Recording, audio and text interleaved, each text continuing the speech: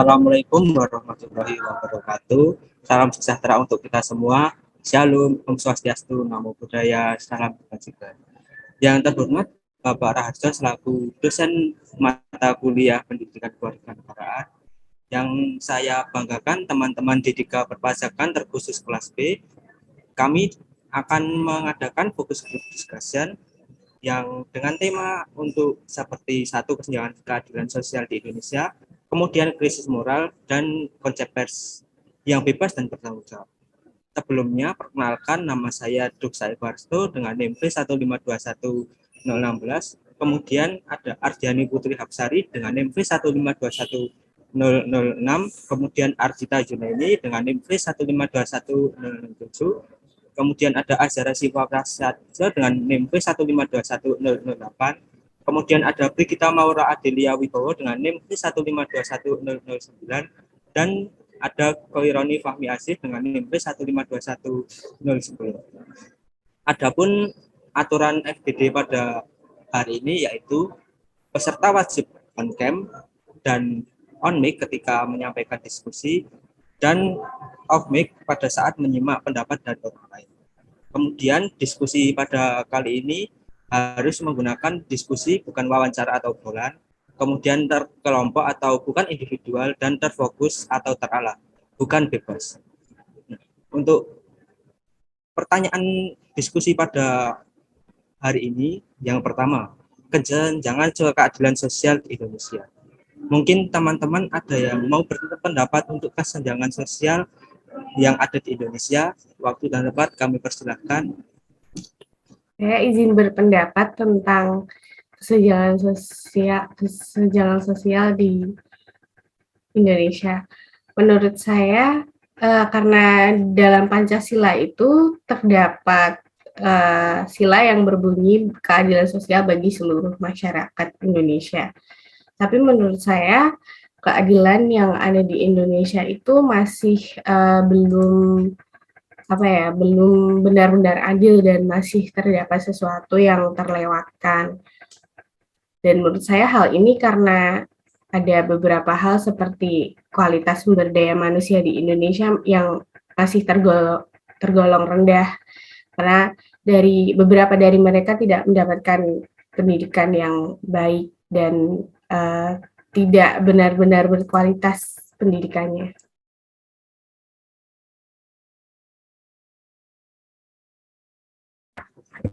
Mungkin ada faktor-faktor atau sebab akibat dan bagaimana itu solusi kesenjangan sosial di Indonesia, bisa tolong dijelaskan. Menurut saya dari akibat dari rendahnya kualitas sumber daya manusia itu seperti misalnya penganggurannya semakin tinggi karena sedikitnya kesempatan kerja bagi beberapa orang, lalu tenaga kerja juga yang kompeten semakin langka karena mereka minim pengalaman dan tidak punya latar pendidikan yang baik. Terus kasus kejahatan itu semakin meningkat, itu akibat dari adanya sumber daya manusia yang tidak berkualitas menurut saya.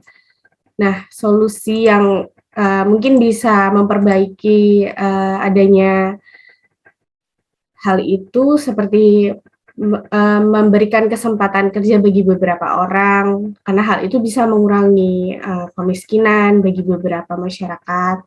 Lalu pemerintah juga bisa memberikan biaya pendidikan atau beasiswa kepada masyarakat yang kurang mampu dalam membayar pendidikan seperti itu. Lalu memanfaatkan kondisi geografis sehingga dapat menyesuaikan dengan mata pencaharian di masyarakat sekitarnya. Terima kasih atas pendapatnya yang mengenai kesenjangan keadilan sosial di Indonesia. Mungkin teman-teman yang lain dapat berpendapat, sangat diperbolehkan sekali untuk berpendapat pada pertanyaan kesenjangan keadilan sosial di Indonesia. Mungkin bisa langsung berbicara atau raise hand terlebih dahulu. Waktu dan tempat saya persilakan. Saya izin mau berpendapat tentang kesenjangan sosial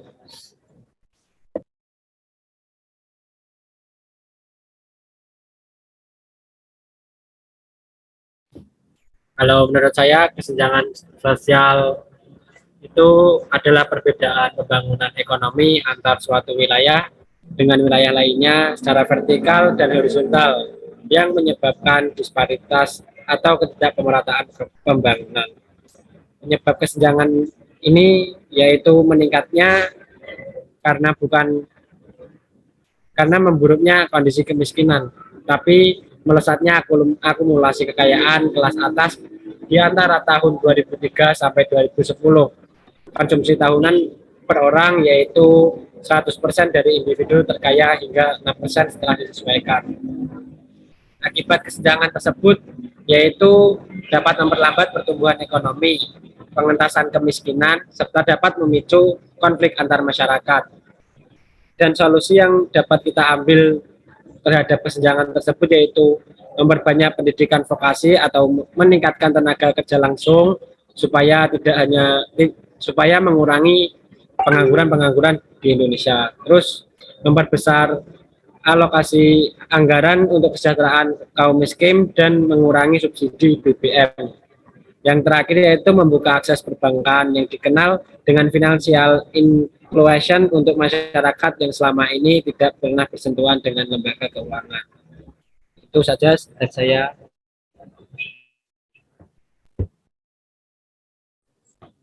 Terima kasih Mas Raffi. Mungkin teman-teman masih ada pendapat mengenai kesenjangan keadilan di Indonesia. Langsung saja atau presenter terlebih dahulu, boleh. Saya izin berpendapat mengenai kesenjangan keadilan sosial di Indonesia. Menurut saya, kesenjangan keadilan sosial itu adalah suatu ketimpangan dari berbagai faktor yang bisa menyebabkan ketidakseimbangan dalam masyarakat dalam memanfaatkan sumber daya yang ada atau fasilitas yang tersedia. Penyebabnya bisa dari berbagai faktor. Yang pertama ada kondisi demografi.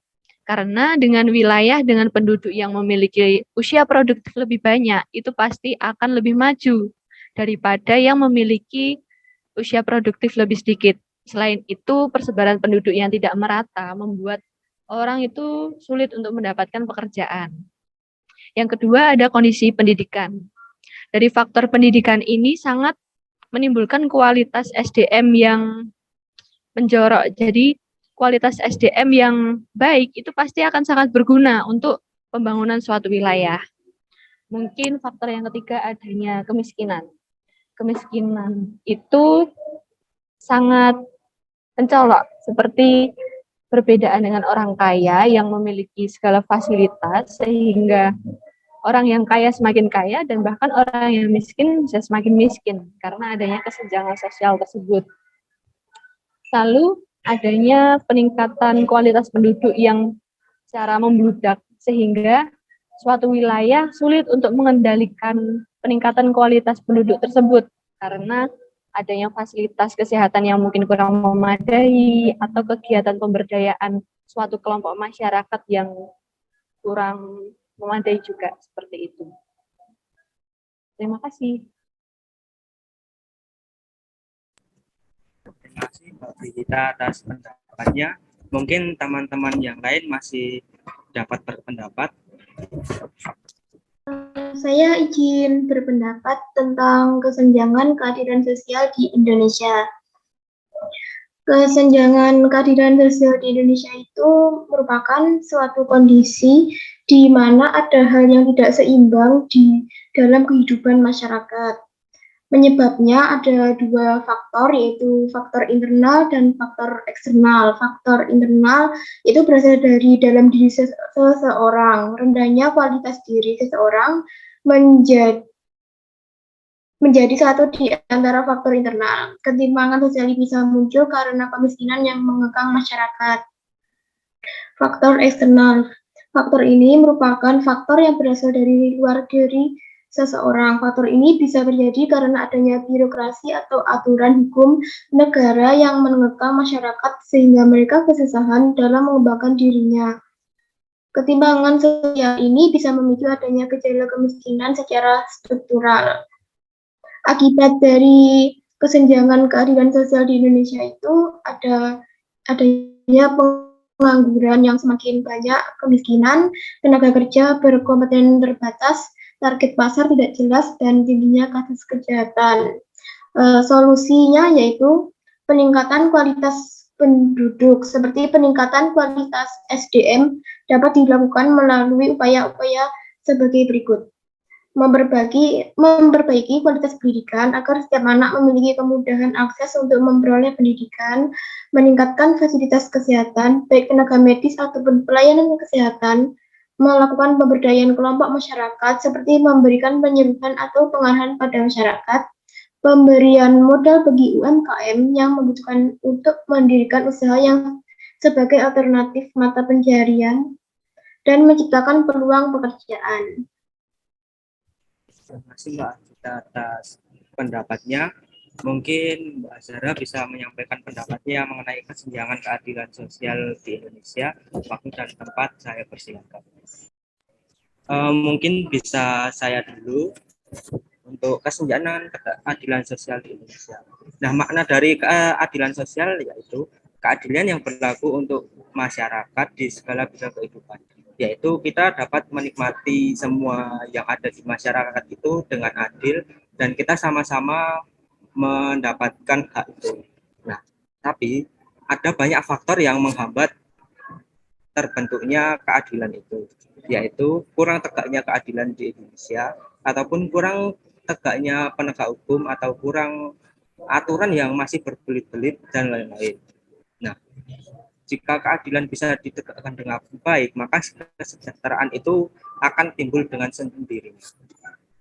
Nah, kita bisa melihat contohnya di kota-kota besar seperti yang ada di kota-kota besar atau di pusat kota, itu banyak terdapat gedung-gedung tinggi, gedung-gedung mewah, ataupun banyak bangunan-bangunan yang bagus. Tapi di daerah pinggiran-pinggiran kota pasti banyak orang atau bangunan-bangunan yang masih kumuh, masih jelek. Nah, itu salah satu contoh kesenjangan keadilan sosial juga, yang seharusnya kita menggunakan desentralisasi, namun di sini kita masih menggunakan sentralisasi. Kemudian kita juga harus adil seadilnya dalam membentuk keadilan itu. Pembangunan ekonomi yang tinggi cenderung hanya menjadikan sekelompok orang itu kaya dan sekelompok orang yang tidak bisa apa-apa tetap seperti itu. Itu juga terjadi seperti banyak faktor pembangunan yang hanya di kota dan yang di desa itu tidak dikembangkan. Oleh karena itu, sasaran pembangunan dapat dilakukan di desa-desa, tidak hanya di kota-kota. Dan harus mengembangkan sumber daya manusia yang berkualitas dan seperti untuk memperhitungkan pemerataan pendapatan agar kemiskinan dapat teratasi. Itu mungkin pendapat dari saya. Untuk pendapat teman-teman yang lain bisa menyampaikan pendapatnya. Waktu dan tempat kami persilahkan. Saya izin berpendapat tentang kesenjangan keadilan sosial di Indonesia. Dalam Pancasila, yaitu sila ketiga, keadilan sosial bagi seluruh rakyat Indonesia berarti bahwa setiap orang di Indonesia berhak mendapatkan perlakuan adil dalam segala bidang. Sebab kesenjangan sosial, kesenjangan keadilan dapat terjadi karena beberapa faktor, yaitu kondisi pendidikan, ekonomi, kemiskinan, dan perbedaan status. Akibat terjadinya hal tersebut membuat yang kaya semakin kaya dan yang miskin semakin miskin. Membuat warga negara tidak mendapatkan hak yang semestinya didapat karena kurangnya keadilan dalam sistem pelaksanaannya. Solusinya dapat berupa meningkatkan fasilitas kesehatan untuk seluruh warga negara Indonesia dan pelayanannya, memperbaiki kualitas pendidikan agar setiap warga negara dapat memiliki kemudahan akses untuk mendapatkan keadilan yang semestinya, mendapatkan pendidikan, pengajaran, wawasan yang semestinya didapat. Terima kasih. terima kasih Mbak atas pendapatnya mengenai kesenjangan keadilan sosial di Indonesia. Saya mungkin mengambil kesimpulan terlebih dahulu.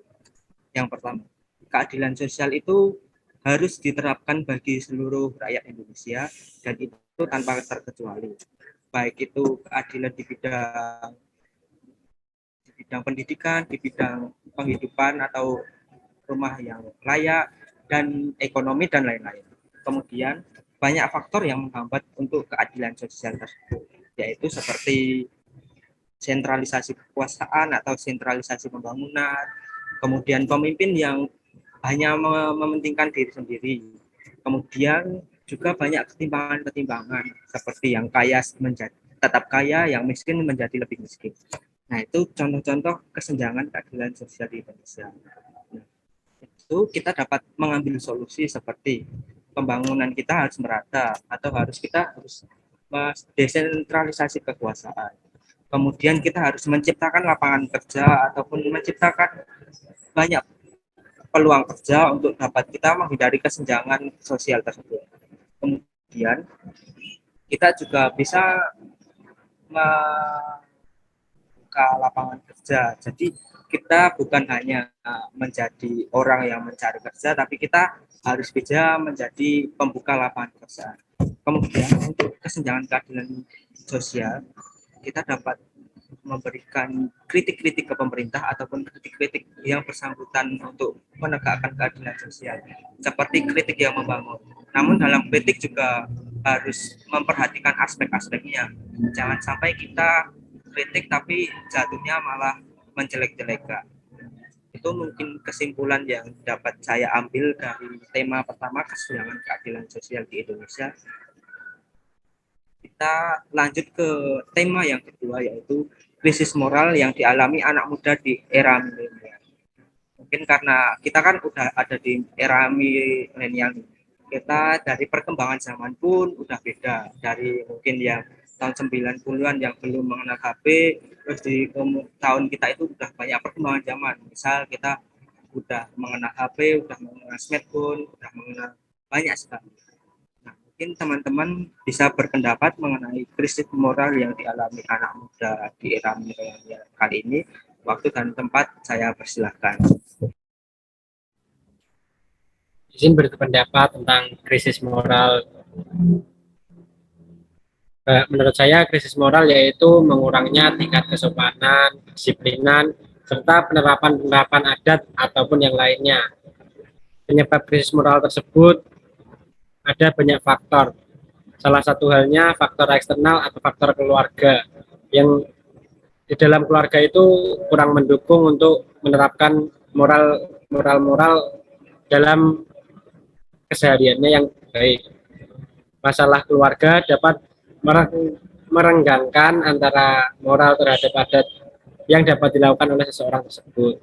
Terus ada juga faktor internal, seperti halnya dia sudah melakukan hal yang terbaik, tetapi dia dapat kekecewaan karena tidak mendapat feedback yang setara dengan apa yang sudah dia lakukan. Nah, dari tersebut dia dapat melampiaskan kekecewaannya tersebut dengan melakukan tindakan yang salah.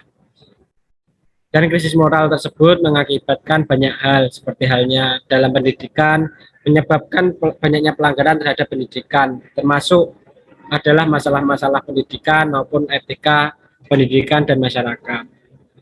Solusi sendiri dalam krisis moral ini, peran orang tua itu sangatlah penting dalam menerapkan pendidikan karakter sejak dini, dapat memilah pergaulan dalam keseharian dan meningkatkan iman kepada Tuhan Yang Maha Esa. Mungkin itu saja dari saya. Terima kasih. Terima kasih Mas Roni atas pendapatnya. Mungkin teman-teman yang lain ada pendapat mengenai krisis moral yang dialami anak muda di era milenial ini, langsung berbicara saja boleh, atau presiden terlebih dahulu juga diperbolehkan. Saya ingin berpendapat tentang krisis moral yang ada di Indonesia. Menurut saya, krisis moral yang ada di Indonesia ini adalah kurangnya tingkat kesopanan, disiplin, serta kesadaran Pancasila yang sangat rendah pada generasi-generasi muda milenial. Banyak faktor dan akibatnya juga. Yang pertama, faktor keluarga. Karena keluarga adalah tempat pertama kita mengenal, jadi bisa saja keluarga yang tidak harmonis itu dapat memberikan dampak mental dan psikologis pada anak secara tidak langsung.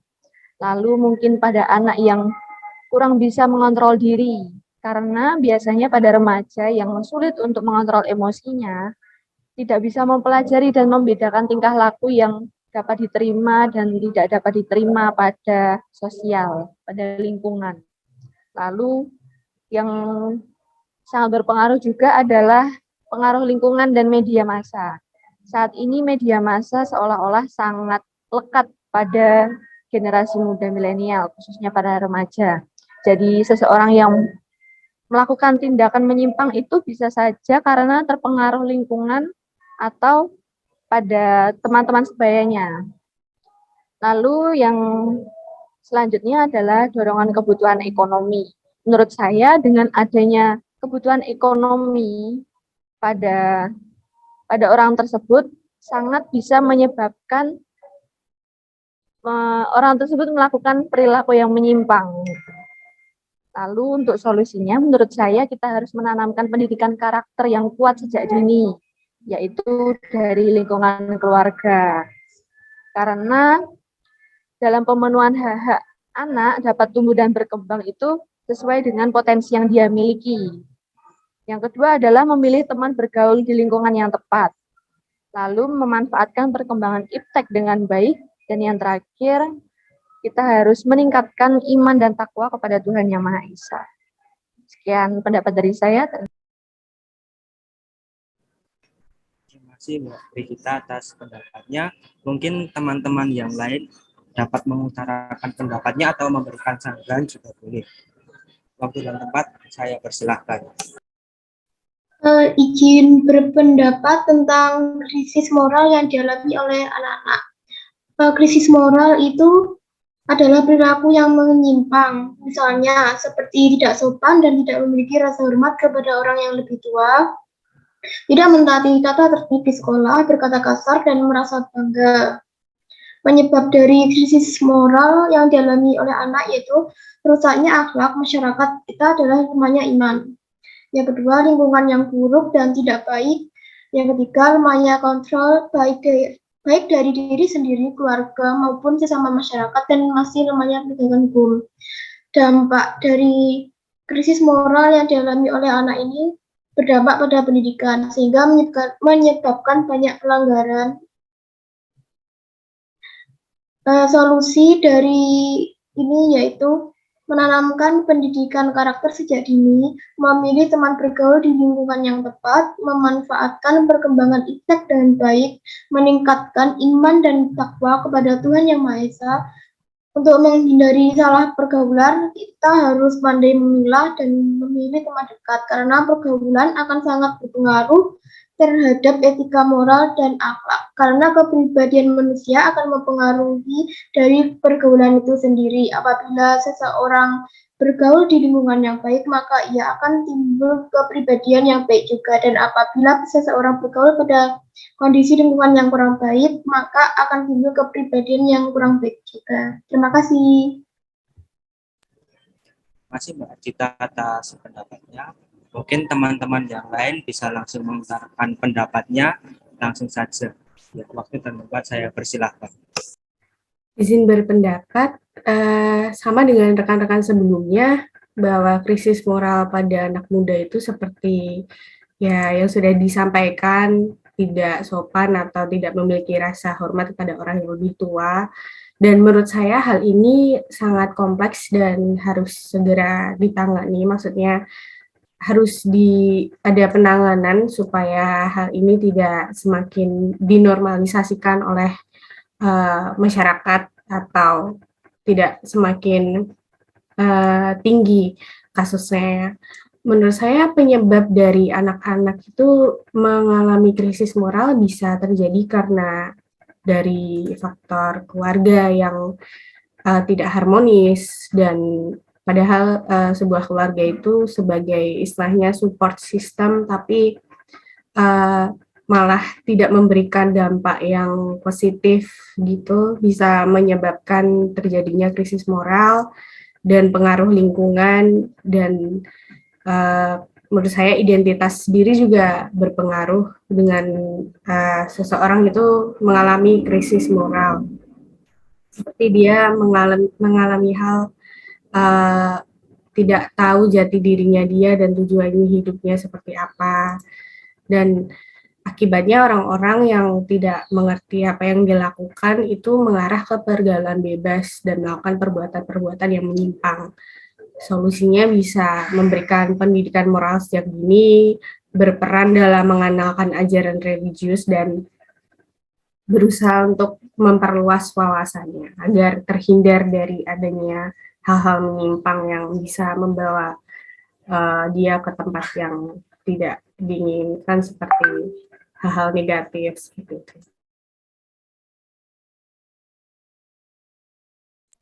Terima kasih Mbak Ardiani atas pendapatnya. Mungkin Mbak Azhara bisa menyampaikan pendapatnya mengenai krisis moral yang dihadapi anak muda di era milenial ini. Dan tempat saya bersedia. Izin berpendapat, moral sendiri merupakan suatu implementasi dari tingkah laku dan sifat seseorang. Salah satu pilar penting yang akan menentukan prestasi dan pencapaian seseorang tersebut. Krisisnya moral disebabkan karena rendahnya pemahaman mengenai pendidikan karakter yang seharusnya mulai ditanamkan sejak dini. Akibat dari rendahnya atau krisis moral adalah sifat yang rendah akan menghargai orang lain atau kurangnya sopan santun, menurunnya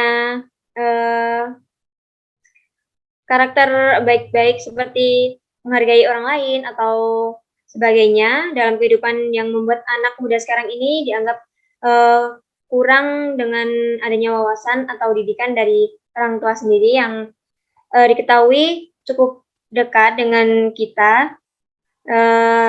Lalu solusinya dapat meningkatkan pendidikan dalam semua mata pelajaran tentang moral. Hal tersebut dapat bertujuan agar peserta didik dapat berkembang dalam potensinya serta dapat beriman, bertakwa kepada Tuhan Yang Maha Esa, berakhlak mulia, berilmu, dan menjadi anak muda yang demokratis serta bertanggung jawab ke depannya nanti.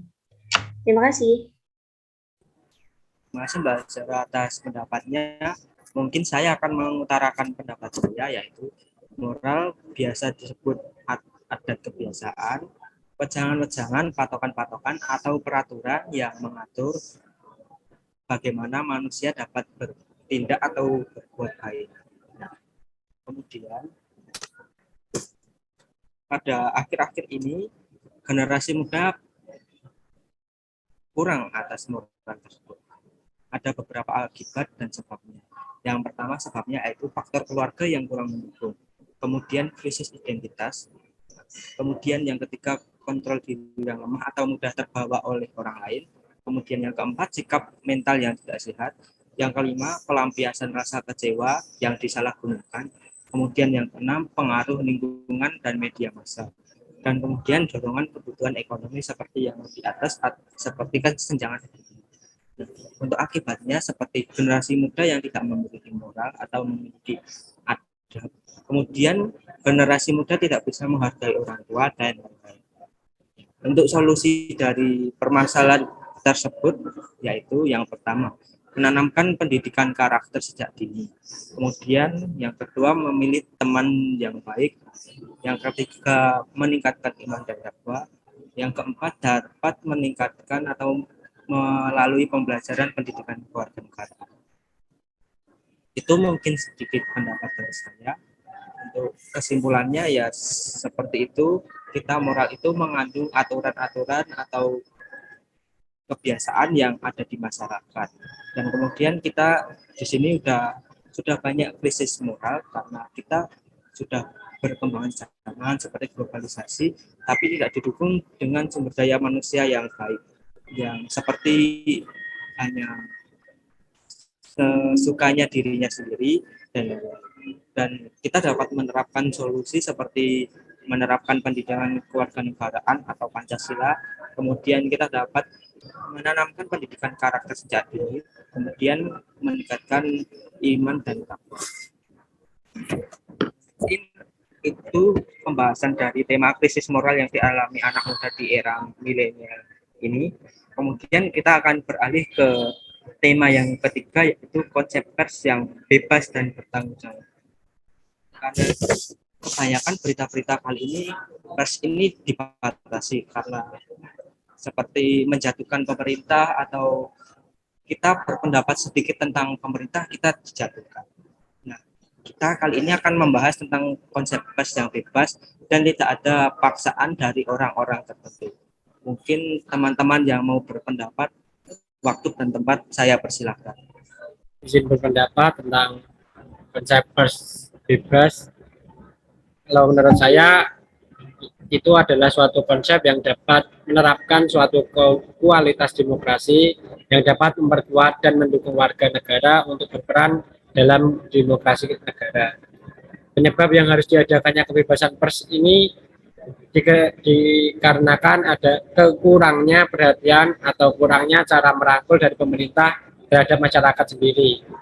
Akibat kebebasan pers ini dapat memberi ruang kepada publik untuk menginformasikan segala sesuatu yang berguna untuk masyarakat umum, dan ada pun dampak lainnya yaitu mempengaruhi pola pikir dan dapat mempengaruhi tingkah laku pribadi yang dapat menyimpang terhadap peraturan-peraturan negara yang bagi mereka itu salah dalam kesehariannya. Mungkin itu saja, terima kasih. Terima kasih Mas Roni atas pendapatnya. Teman-teman bisa menyatakan pendapatnya atau menyatakan sanggahan atas pendapat Mas Roni. Waktu dan tempat kami persilahkan. Saya izin berpendapat. Kalau menurut saya, pers yang bebas itu adalah pers yang memiliki wewenang yang tidak terbatas, tetapi tetap sesuai dengan apa yang akan dilakukan atau berdasarkan pada program kinerjanya, tetapi tetap harus berada pada jalur hukum yang telah mengatur tentang pers tersebut. Jadi tidak boleh melenceng dari UU yang sudah tercantum, seperti itu. Terima kasih. Terima kasih atas pendapatnya. Mungkin teman-teman langsung bisa menyampaikan pendapatnya atau sanggahannya mengenai pendapat tersebut. Waktu dan tempat saya persilahkan. Berpendapat tentang konsep pers yang bebas dan bertanggung jawab. Konsep pers yang bebas dan bertanggung jawab sebenarnya merupakan bentuk penerapan dari sistem pers yang bertanggung jawab dalam bidang sosial. Sebab pers bebas dan bertanggung jawab adalah kurangnya perhatian pemerintah terhadap masyarakat, harapan dan kemauannya. Akibat dari pers tersebut dapat memberikan informasi kepada setiap warga negara dan juga sebagai sarana bagi warga negara untuk mengeluarkan pikiran dan pendapat baik secara lisan maupun tulisan. Solusi dalam pers bebas dan bertanggung jawab adalah dalam sistem tersebut kebebasan pers masih dipertahankan dan penambahan tugas dan beban bahwa kebebasan yang dimiliki pers haruslah disertai dengan kewajiban-kewajiban sebagai bertanggung jawab. Dengan tanggung jawab, pers cenderung berorientasi pada kepentingan umum, baik itu secara individual maupun secara kelompok. Terima kasih.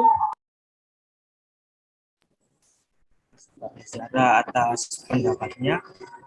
Mungkin teman-teman bisa menyampaikan pendapat atau sanggahannya langsung saja untuk menyalakan mic-nya.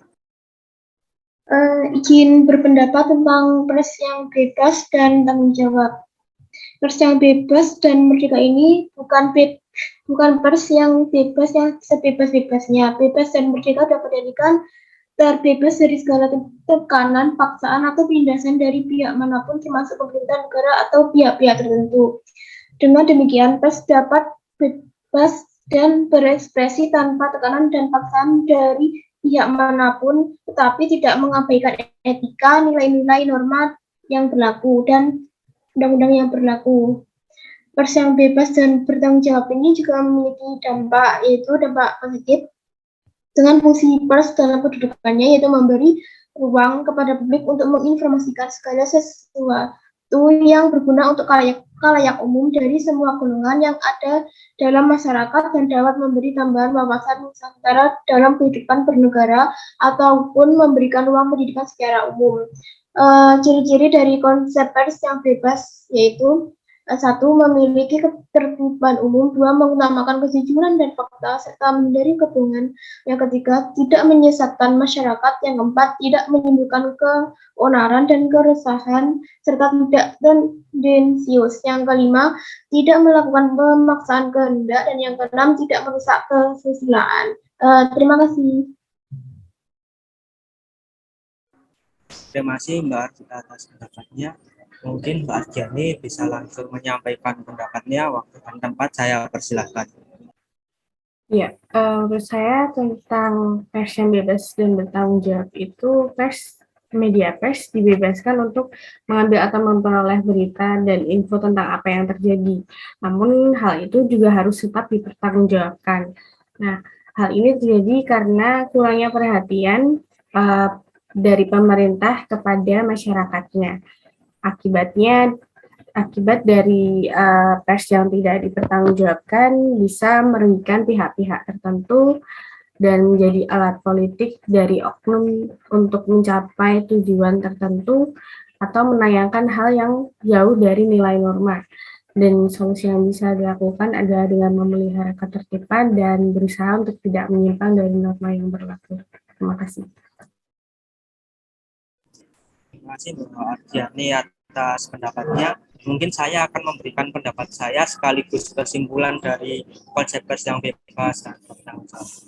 Yang pertama, pengertian pers yaitu pers bisa berarti tekanan atau alat-alat komunikasi massa yang digunakan untuk memenuhi kebutuhan anggota masyarakat akan hiburan, berita, dan informasi mengenai negara ini. Kemudian fungsi pers ada 4 atau 5. Yang pertama memberi informasi, yang kedua memberikan pengetahuan, yang ketiga hiburan, yang keempat kontrol sosial, ekonomi, politik, dan lain-lain. Kemudian yang terakhir menjaga tak perolangan dan bertindak sebagai anjing penjaga yang mengawasi kinerja pemerintah. Adapun kode etik pers seperti independen, yang berdiri sendiri, akurat, berimbang, dan tidak beretikat buruk. Kemudian yang kedua profesional, yang ketiga tidak plagiat atau tidak meniru berita dari orang lain. Kemudian yang keempat berimbang atau tidak menyampurkan fakta dan opini dari penulis atau pemberita untuk dijadikan berita tersebut. Kemudian yang kelima tidak memberitakan berita bohong atau hoax. Ya karena itu pers kan disiarkan kepada masyarakat, sebisanya tidak memberitakan berita bohong. Yang kemudian yang keenam tidak menyalahgunakan profesi dan tidak menerima suap dari apapun. Jadi kita di dalam pers ini tidak dapat terpengaruh oleh pihak-pihak lain seperti pemerintah, seperti orang lain atau anggota ormas. Itu mungkin kesimpulan dari konsep pers yang bebas dan bertanggung jawab. Mungkin teman-teman bisa berpendapat atau menyatakan sanggahannya sebelum saya tutup forum group discussion ini.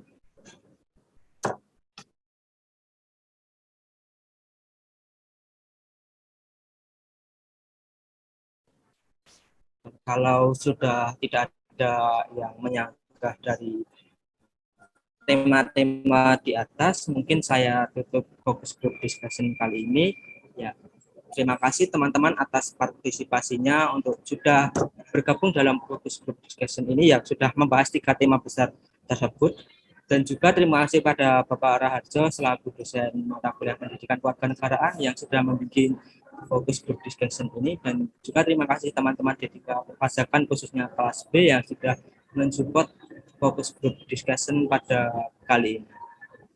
Kiranya diskusi kita pada hari ini dapat bermanfaat bagi keberlangsungan sistem pemerintahan di sini dan dapat memecahkan solusi kewarganegaraan di Indonesia. Terima kasih atas partisipasinya. Sampai jumpa di lain waktu. Wassalamualaikum warahmatullahi wabarakatuh.